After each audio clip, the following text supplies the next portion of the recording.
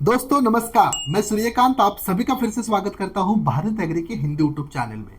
आज की वीडियो में हम बात करेंगे तरबूज की खेती के बारे में और मैं आपको बताऊंगा कि तरबूज की खेती में हमें कौन सा छिड़काव कैलेंडर फॉलो करना चाहिए। जी हाँ, मैं यहाँ पर आपको बताने वाला हूँ कि तरबूज की खेती में या फिर तरबूज की फसल के ऊपर आने वाले जो प्रमुख कीट और रोग हैं उनको कंट्रोल करने के लिए हमें कौन कौन से छिड़काव करना आवश्यक है या फिर जरूरी है। अगर आपके पास तरबूज की खेती है, तरबूज की फसल है, तो खासकर आपके लिए ये वाला वीडियो बहुत ही महत्वपूर्ण होने वाला है। मेरी आपसे एक राय है कि वीडियो अंत तक देखें और वीडियो के आखिर में अगर आपको ये वीडियो अच्छा लगता है तो इसे आपके अन्य तरबूज उत्पादक किसानों के साथ जरूर शेयर कीजिए। चलिए फिर बिना किसी देरी के आज के वीडियो के लिए शुरू करते हैं। दोस्तों पहले जानते हैं कि तरबूज की फसल में कौन से प्रमुख कीट आते हैं। कीटों के नाम जैसे कि फल मक्खी, थ्रिप्स, सफेद मक्खी, माहू, पत्ते खाने वाली इल्ली, लाल मकड़ी, निमैटोड या फिर पत्ती सुरंगा। और इसी तरह से हम तरबूज की फसल में आने वाले प्रमुख रोगों के नाम देखें। डाउनी मिल्ड्यू, पाउडर मिल्ड्यू, उगठा रोग, मोजैक रोग, फल सड़न, झुलसा रोग और पत्ती धब्बा रोग। दोस्तों घबराने की जरूरत नहीं है। मुझे पता है कि तरबूज जैसी फसलों में बहुत सारे कीट और रोगों का प्रकोप होता है, लेकिन चिंता करने की कोई बात नहीं है। ढेर सारा रिसर्च करने के बाद यहाँ पर मैंने एक तरबूज की खेती के लिए छिड़काव का कैलेंडर बना दिया है। मैं आपको डे वाइज बताऊंगा कि कौन सा छिड़काव आपको कितनी मात्रा में और कौन से समय पे लेना है। वीडियो ध्यानपूर्वक देखिए और अगर आपको लगता है कि कोई बहुत जरूरी बात है तो उसे पेन और नोटबुक लेकर नोट भी कर दीजिए, या फिर यही सारी बातें मैं आपको डिस्क्रिप्शन बॉक्स में भी डालकर देता हूं, वहां पर भी आप ये पढ़ सकते हो। पहली चीज, निमेटोड कंट्रोल करने के लिए तरबूज की फसल में हमें बेसल डोज में ही नीम की फली 100 किलोग्राम 1 एकड़ के हिसाब से मिला देनी है।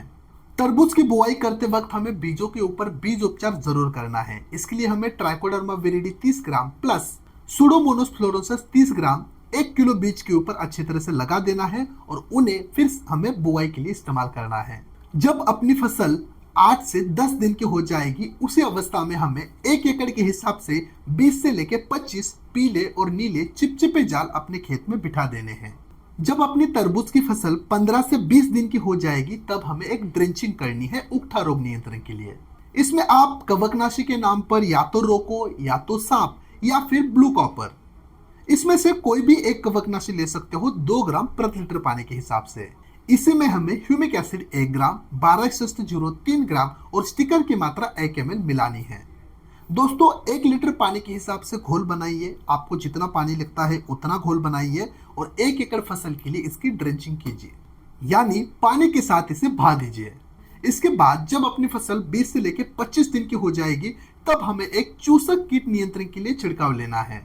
इसमें आप कीटनाशक के तौर पर उलाला 0.4 ग्राम या फिर जपैक 0.5 ml या फिर अरेवा 0.5 ग्राम या फिर आप कराटे भी ले सकते हो। उपयोग की मात्रा है 1 से लेकर 2 ml या फिर इसके अलावा आप एक्ट्रा भी ले सकते हो। उपयोग की मात्रा है 0.5 ml। मैंने अभी आपको 5 कीटनाशक के नाम बताए हैं, इसमें से कोई भी हमें एक लेना है।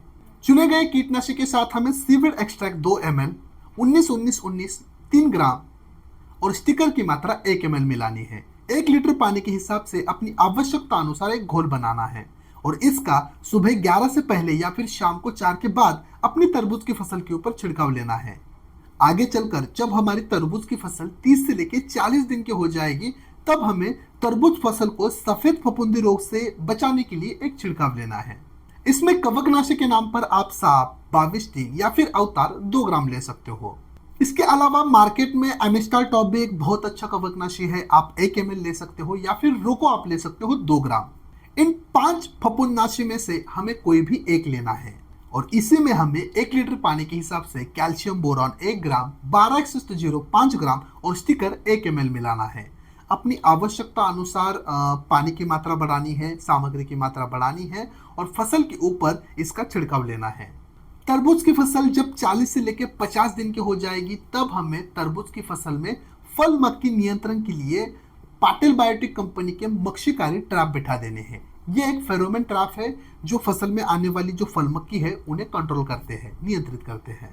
और इसी अवस्था में अगर आपको फल मक्खी नियंत्रण के लिए किसी कीटनाशक का छिड़काव लेना है, तो आप उसमें फेनोस्क्विक 1 ml ले सकते हो या फिर डेनिटॉल कीटनाशी आप 1 ml ले सकते हो।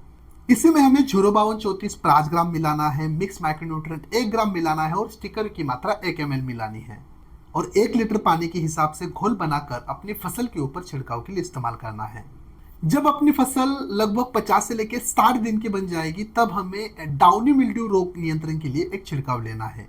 ये छिड़काव हमारी फसल का आखिरी छिड़काव होगा। इसमें कवकनाशी के नाम पर आप कोसाइड ले सकते हो 2 ग्राम, या फिर सिक्सर 2 ग्राम, या फिर गोडिवा सुपर 1 ml, या फिर फोलियो गोल्ड 2 ml। इसमें से किसी भी एक कवकनाशी का चुनाव करें। इसी में हमें 13,045 5 ग्राम और स्टिकर की मात्रा 1 ml प्रति लीटर पानी के हिसाब से मिलाकर अपने फसल के ऊपर छिड़काव के लिए इस्तेमाल करनी है। दोस्तों, वीडियो समाप्त करने से पहले मैं आपको यहाँ पर कुछ जरूरी सूचना देना चाहूंगा। अभी जितना भी कैलेंडर छिड़काव का मैंने आपको बताया है वो मेरी अनुभव के हिसाब से मैंने बताया है। हो सकता है कि आपके फसल में कुछ रोग या फिर कीट आए ही ना हो, तो आपको ये कीट और रोगों के लिए जो छिड़काव मैंने बताया है हो सकता है वो आपको लेने की जरूरत ना पड़े। सबसे पहले कोई भी प्रबंधन अपनी खेती में करने से पहले अपने खेत का निरीक्षण करना आवश्यक है। अपनी फसल की बढ़वार, अपनी फसल में आने वाले कीट और रोग के हिसाब से हमें खुद का कैलेंडर बनाना जरूरी है। अगर आपको भी अपनी फसल का एक व्यक्तिगत कैलेंडर बनाना है तो आप सीधे हमारे भारत एग्री ऐप में जाकर हमारे कृषि डॉक्टर के साथ वीडियो कॉल या फिर मैसेज कर सकते हो। वो आपको अपनी आपकी जगह का, आपकी फसल का एक कैलेंडर बना के देंगे। साथ ही उसमें आपको भारत एग्री के वीडियो कॉल, चैट और कॉल का सपोर्ट भी रहेगा। ध्यान रखें, जितने भी छिड़काव अभी मैंने आपको बताया है वो सारे छिड़काव आपको या तो सुबह 11 से पहले या फिर शाम को 4 के बाद लेने हैं। ध्यान रखें, कड़ी धूप में हमें छिड़काव नहीं लेने हैं। छिड़काव लेते वक्त जमीन में हल्की सी पानी की नमी हो, इसका हमें ध्यान रखना है। तरबूज की खेती में जितने भी आप छिड़काव लो या फिर ड्रिंचिंग करो उसमें हमें स्टिकर की मात्रा जरूर मिलानी है।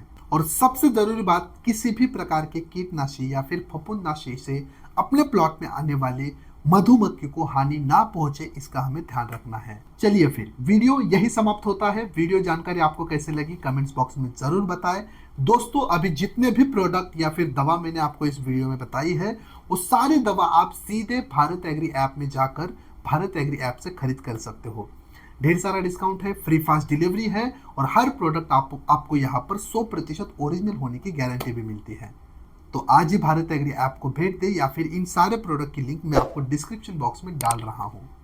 चलिए फिर मिलते हैं अगले एक नए दिन में एक नए विषय के साथ। तब तक के लिए धन्यवाद।